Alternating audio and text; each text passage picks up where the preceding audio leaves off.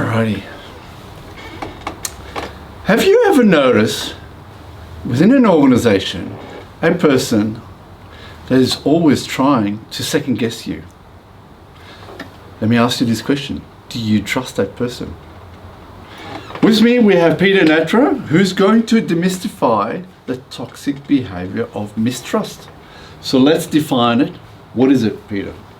So it's a personality that constantly second guesses you, that's constantly filtering what is coming towards them and mistrusting as their first preference rather than trusting as their first preference. And that can be interesting. To say the least. Yeah. How does it affect them personally? Their self-esteem and so forth? There's a lot going on inside. So everything that comes towards them, they're filtering for how does it affect me, how does it hurt me, what box do I put this in, what compartment do I put this in? And they're very busy in themselves trying to figure out, is this person trying to have a lend of me, is this person a black guy or a white guy or whatever it is. Yeah. You know, and I'm talking chess pieces there. So it becomes a lot of hard work for them to try and decide whether you're working in their favour or not, and that makes them very unresponsive at times while they figure that out. And they've got a lot going on. I call them submarine personalities. Submarine personalities. It's all happening under the water. Okay.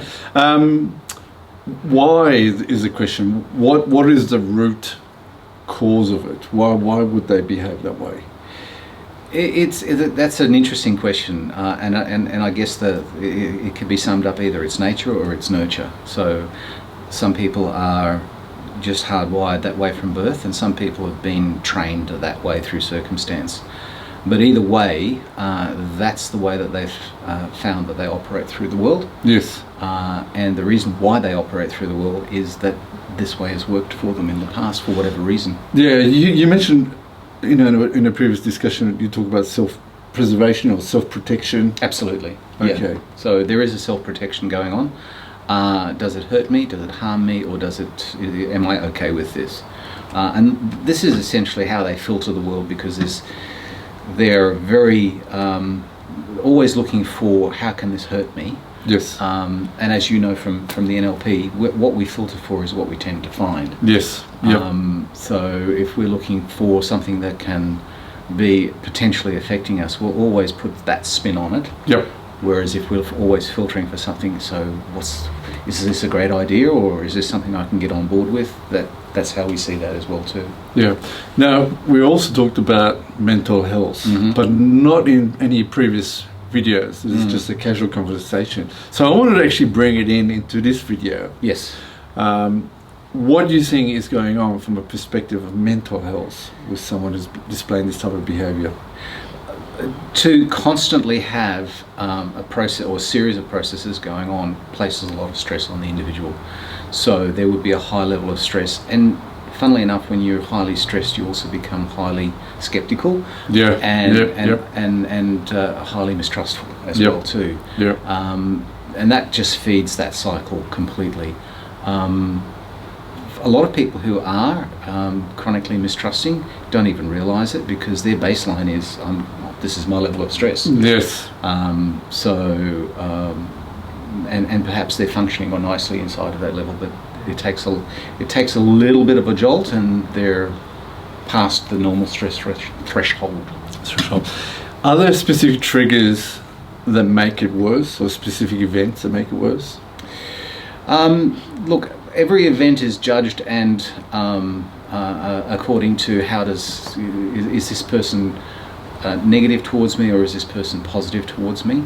If it's perceived that a person is negative, it just amps that up. Yes. It really does make it very hard for that individual. And the other thing is that individuals that have been hurt once, and by hurt I mean perceive the hurt, find it really hard to forgive. So once you're in on that side of the ledger, it takes a lot of work to get back on the other side of their ledger. Yeah, I can see that. So that brings me to the following point, which is around team dynamics.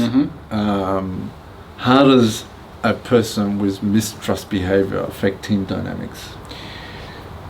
There's a lot of people will recognize straight away that when they're dealing with a mistruster, that they put a barrier around them. They tend to go around people like this, which closes them out of the loop, which makes them even more paranoid. Correct. It's a cycle. But at the end of the day, if that individual is an integral part of the team and they perform a function inside of that team that's critical, that can have a very, very serious effect on the team itself. Yeah. What about from a perspective of collaboration? Because obviously someone who's maybe on the outer side won't be included in part of the sort of collaboration style. So a lot of their input would be missed as well. And even if you were to include people inside of a collaborative element, you would find that they would not contribute immediately. There's a lot that goes on. There's a lot of mental horsepower required to actually filter and process what's coming towards them. How do they feel about it? How are they going to respond to it? So that role of creative, inspirational ideas that we all want to have in a really good meeting will be blocked, will be stopped by somebody who's constantly filtering. Yes. What happens, or actually the question is slightly different, how does it hinder decision-making process within an organization or even within a group? You don't know what's going on with that particular person. And look, there's two ways of looking at it. Some people can actually get on board and say, okay, well, I wonder what Harry's going to say about this, or Harry, being the toxic mistruster, will just get completely iced out, and the situation or the dynamics of the team will move forward. Yep. But again, the biggest impact is actually on the individual who's doing the mistrusting. Yeah, I know I've asked it before, but I'm sort of want to sort of dive in a bit more around how such behavior also hinders around creativity and productivity of an organization. What could go wrong? What's the worst outcome for an organization having someone there who's having this behavior but is sort of left unchecked? A lot of what goes on inside of a person with toxic mistrust is that there's a lot of covert thinking going on. They have the ability to have conversations and decisions that they feel completely justified in making in their own mind, and it's the actions that spawn out from that can be a big problem for an organisation. Now, whether that can be on an interpersonal relationship point of view, they may put the team members completely off, correct, or at odds with each other, or it could be an organisational or a structural, or even a security thing. Yeah. Because I was even thinking from an external perspective. If you can't get the internal right, then what's the chance that they have this organisation moving forward with establishing support, collaboration, creativity, innovations with existing clients and partners and so forth, when you have that mistrust coming out? So internally, the mistrust will probably be, because everybody knows that, well, let's call him Harry again. Correct. Call him Harry. Look, that's just Harry. Right. And internally, everybody says, yeah, that's fine. We'll deal with that. Correct. Harry's good at darts, so we'll keep him on the team. Correct. Yes. The moment you start going outside of the organisation and you need to take this individual with you, you are now introducing a mistrust energy into a meeting that should go collaboratively. Yes, correct. And that can have the other team, shall I say, probably won't take kindly to it. No, not at all. It sounds like a boat that's trying to row forwards while the anchor is still down. That's very good analogy. Yeah, exactly. Very good analogy. So completing our conversation here, so what are the key takeaways that we get from such a behavior? So the key takeaway is that everybody has the ability to be useful in the function that they produce. Yes.